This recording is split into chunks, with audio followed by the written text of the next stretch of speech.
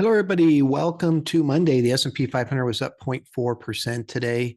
We did have change on Friday to green on both of our fast and slow triggers on the stock market, still at yellow and green on our bond market triggers.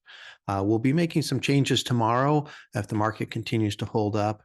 We do like to wait for a day or two after the quarter's over to see if the quarter itself, the end of the quarter, is creating a distortion that we have to be careful of. It was nice to see the market go up today.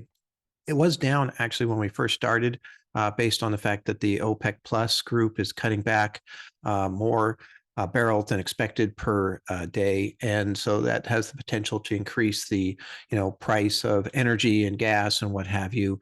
We did see the energy companies jumping, but the rest of the market was down in the morning.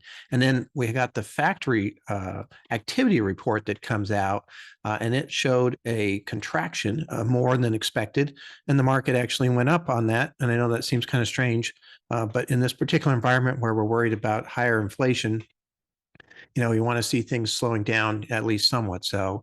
And so the market responded positively to that. Still, the market expects more than even chance that we will have a quarter point increase at the next Fed meeting. But, having some pressure off of the market and what have you can help. Now, on Friday, we do get the jobs report that comes out for last month.